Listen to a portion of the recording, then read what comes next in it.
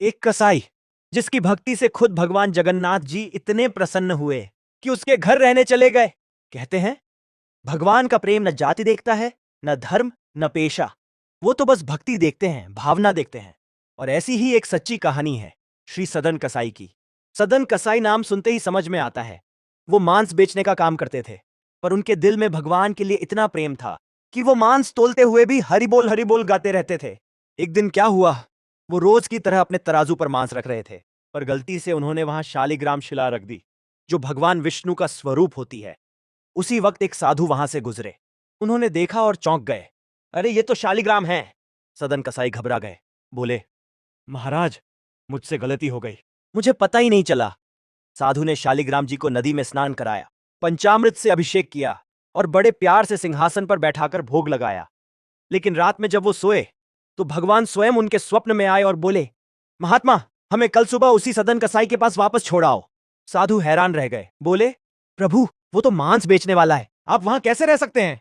भगवान मुस्कुराए। कहीं हमें स्नान में आनंद मिलता है, कहीं भोग में, पर जब सदन कसाई हमें तराजू पर रखते हैं और हरि बोल गाते हैं, वो कीर्तन हमें सबसे प्यारा लगता है। अगले दिन साधु ने भगवान की आज्ञा मानी और शालिग्राम जी को सदन कसाई को दे आए। सदन रो पड़े। प्रभु, मेरे जैसे पापी के घर आप रहने आए? उस दिन से उन्होंने मांस का व्यापार छोड़ दिया, सब कुछ बेचकर बस भगवान की भक्ति में लग गए। कुछ समय बाद सदन कसाई निकल पड़े जगन्नाथपुरी यात्रा पर। रास्ते में कई लोग मिले, लेकिन कोई उनके साथ चलना नहीं चाहता था। अरे ये तो कसाई है!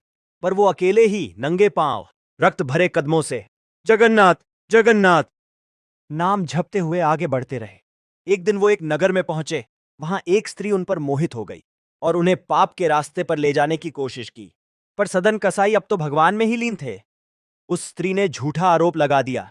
राजा के सिपाही आए और बोला गया, इसने पाप किया है, इसके हाथ काट दो। सदन मुस्कुराए। बोले, मेरे स्वामी जगन्नाथ जी के भी तो हाथ नहीं हैं। लो, मैं भी वैसा बन जाऊं। और उन्होंने बिना झिझक अपने दोनों हाथ आगे कर दिए। राजा के आदेश से उनके हाथ काट दिए गए। रक्त बहता रहा, पर उनके चेहरे पर शांति थी।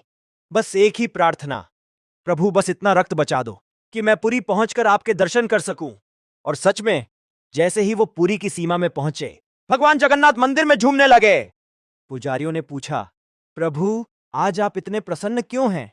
भगवान बोले, मेरा एक भक्त आ रहा है, जिसके हाथ नहीं है, उसे पालकी में लाकर मुझसे मिलाओ। सब लोग दौड़े। हर कोई बोला, मैं हूं भक्त। पर जगन्नाथ ने कहा, जिसके हाथ नहीं है वही मेरा सच्चा भक्त है। लोग खोजते हुए पहुंचे। वो था सदन कसाई, रक्त से लथपथ, पर चेहरे पर दिव्य मुस्कान। उन्होंने कहा, मैं पालकी में नहीं बैठूंगा, अपने नाथ के पास चलकर जाऊंगा। और जैसे ही वो मंदिर के सिंहद्वार पर पहुंचे, जगन्नाथ को प्रणाम किया। काश मेरे हाथ होते तो मैं दंडवत कर पाता। इतना कहना था कि उनके दोनों हाथ फिर से उगाए और भगवान जगन्नाथ जी ने स्वयं उन्हें अपने आलिंगन में ले लिया। ऐसे हैं हमारे जगन्नाथ महाप्रभु, जो जाति नहीं देखते, पेशा नहीं देखते, बस भक्ति देखते हैं। सदन कसाई की कथा हमें सिखाती है कि भगवान तक पहुंचने के लिए कर्म नहीं, सच्ची भावना चाहिए।